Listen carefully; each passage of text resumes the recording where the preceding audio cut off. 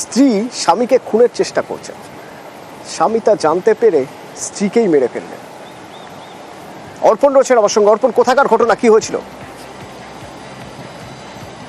দেখো, রাজপুর সোনারপুর পৌরসভার 22 নম্বর ওয়ার্ডের এই ঘটনা, যেখানে বাপি গায়েন তার স্ত্রী প্রিয়াঙ্কা গায়েনকে খুন করেছে এবং তিনি থানায় গিয়ে, সোনারপুর থানায় গিয়ে আত্মসমর্পণ করে তিনি জানান তার স্ত্রীকে তিনি শ্বাসরোধ করে খুন করে তারপর তিনি তার সন্তানকে নিয়ে থানায় গিয়ে আত্মসমর্পণ করেছেন। এবং কেন এই খুন, সেখানে গিয়ে যা জানাচ্ছেন তার স্ত্রীর সঙ্গে বিবাহ বহির্ভূত সম্পর্ক ছিল এক যুবকের, এবং সেই যুবক যখন জানতে পারেন যে তার স্ত্রীর সঙ্গে তার স্বামী যখন প্রথমে জানতে পারেন, এরপরেই ফোনে তাদের কথোপকথন শুনে তার খুনের পরিকল্পনা তারা করছেন সেটা সে বুঝতে পারে, এবং তিনি গিয়ে যখন স্ত্রী ঘুমিয়ে পড়েছেন তখনই তাকে শ্বাসরোধ করে খুন করেন।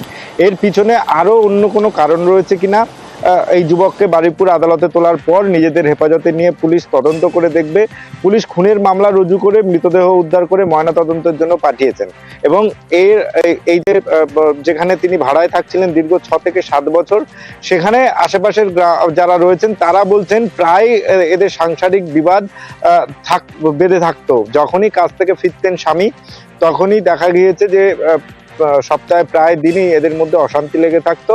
এবং সকালে হঠাৎ করে কোনো শব্দ না পেয়ে বাড়ির মালিক তিনি যান এবং সেখানে গিয়ে দেখেন যে তার স্ত্রী মৃত অবস্থায় পড়ে রয়েছে। পুলিশকে খবর দেওয়া হয়, পুলিশ এসে এই পুরো ঘটনার তদন্ত শুরু করে। এবং সেখানে ধন্যবাদ। মারলে কেন? অবৈধ সম্পর্কের জন্য। কার অবৈধ সম্পর্ক ছিল? স্ত্রী। তোমাকে কি মেরে ফেলার পরিকল্পনা করেছিল? হ্যাঁ। সেই জন্য মেরেছো? হ্যাঁ, সেই ছেলেটা আর ওরা মিলিয়ে, দুজনে মিলে? হ্যাঁ। শিলিগুড়ি লাগোয়া জটিয়াকালীতে জাতীয় সড়কের উপরে রীতিমতো ধুন্ধুমার কাণ্ড। দেখুন একবার কি পরিস্থিতি, পুলিশ কর্মীরা কি হয়েছিল না একটা দুর্ঘটনা। একটি তেলের ট্যাঙ্কারের ধাক্কায় এক স্কুটিতে এক মহিলা যাচ্ছিলেন, তার মৃত্যু হয়েছে। তারপরে ওই ট্যাঙ্কারটিকে লক্ষ্য করে ঢিল ছড়ে পুলিশ পৌঁছানো, ঢিল ছড়ে এলাকার মানুষ, এবং তারপর পুলিশ পৌঁছানোর পর পুলিশকে ঘিরে বিক্ষোভ দেখানো হয়। পরিস্থিতি নিয়ন্ত্রণ আনতে পুলিশ লাঠি চালায়। মর্মান্তিক এক ঘটনা আছে, ঘটনা ঘিরে রীতিমতো উত্তেজনা ছড়িয়ে পড়ে জাতীয় সড়কে।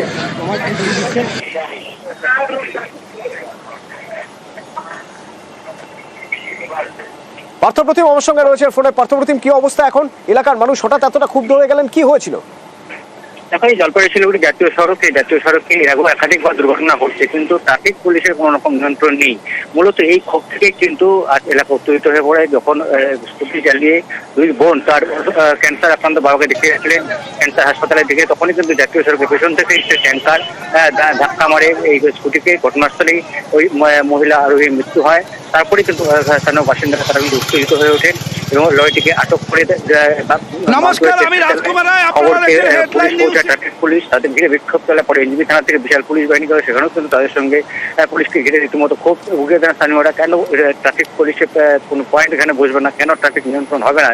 জাতীয় সড়ক যেখানে একদিকে স্কুল রয়েছে, বেসরকারি হাসপাতাল রয়েছে একাধিক, তবুও কেন ঝুঁকির পারাপার হবে? এই মূলত তাদের দাবি। এবং তাকে ঘিরে কিন্তু উত্তেজিত হয়ে ওঠে জটিয়াকালী এলাকা, এবং পরে পুলিশ গিয়ে লাঠিচার্জ করে ছত্র ভঙ্গ করে আপাতত পরিস্থিতি কিন্তু নিয়ন্ত্রণে রয়েছে। ধন্যবাদ।